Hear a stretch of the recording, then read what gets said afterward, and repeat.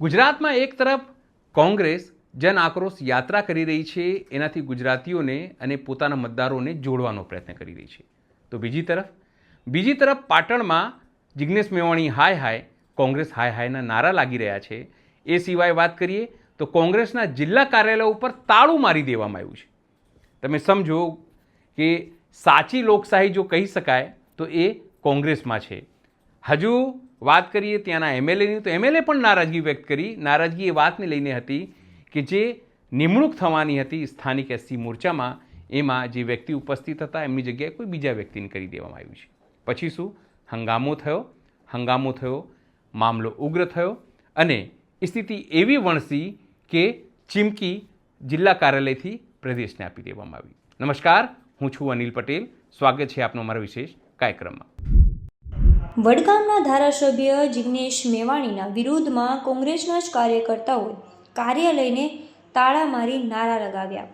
અનુસૂચિત જાતિ મોરચાના પાટણ જિલ્લાના પ્રમુખ તરીકે સિદ્ધપુરના જયાબેન શાહને બનાવવામાં આવતા થયો ઉગ્ર વિરોધ અને કોંગ્રેસ પ્રદેશ પ્રમુખ અમિતભાઈ ચાવડા, અનુસૂચિત જાતિ મોરચા પ્રદેશ પ્રમુખ હિતેન્દ્રભાઈ પીઠાડિયા તેમજ સ્થાનિક ધારાસભ્ય સુધી રજૂઆત કર્યા બાદ પણ નિવેડો ન આવતા ઉઠ્યા વિરોધના સૂરો।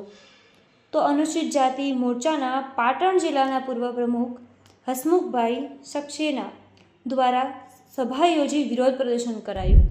પાટણ જિલ્લા એસસી ડિપાર્ટમેન્ટ ચેરમેન હું હતો। સમય પૂરો થતાં રિપીટની પ્રથા જ્યારે આવી ત્યારે સમગ્ર ધારાસભ્યો, એક્સ ધારાસભ્યો, સિટિંગ ધારાસભ્યો, પ્રમુખે અને 250 આગેવાનો આ જિલ્લાને માગણી એવી કરી હતી કે ભાઈ હસમુખભાઈનું કામ સારું છે, કોંગ્રેસની રીટ ગણાતી અનુસૂચિત જાતિની સંખ્યાઓનો માહોલ વધ્યો છે અને કોંગ્રેસને ફાયદો થયો છે, એમની રિપીટ કરવાની માગણી હતી। અંતે બહુ મથામણ પછી રિપીટ કરવામાં ના આવ્યા તો આજે સમગ્ર અનુસૂચિત જાતિ પાટણ જિલ્લાના ભેગા થઈ કોંગ્રેસ કાર્યાલયે તાળાબંધીનો કાર્યક્રમ કર્યો છે, જ્યાં સુધી ના થાય ત્યાં સુધી।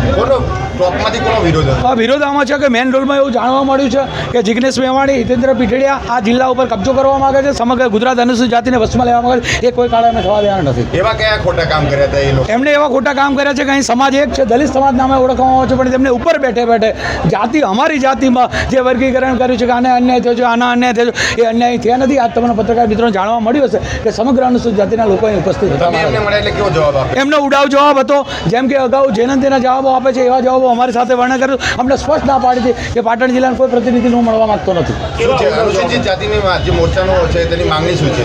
અમારે મોરચાની માંગણી એવી છે કે મને રિપીટ કરવાની, હું નથી કહેતો, અમારો મોરચો કહે છે અને જિલ્લા પ્રમુખો કહે છે, ચાલુ ધારાસભ્યો કહે છે, બિલકુલ લેવામાં આવી નથી અને મરજી મુજબ એમને કામ કરાય છે।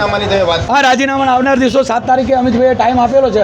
જો અનુસંધાન નહીં થાય તો પૂરા પાટણ જિલ્લામાંથી ત્યાં પ્રદેશ વચ્ચે 1000 થી 2000 દલિત આગેવાનો રાજીનામા પડશે। કોંગ્રેસના આ કકળાટ મુદ્દે તમે શું વિચારો છો? અમારા કોમેન્ટ બોક્સમાં કોમેન્ટ કરજો। અત્યારે માટે બસ આટલું જ। નમસ્કાર।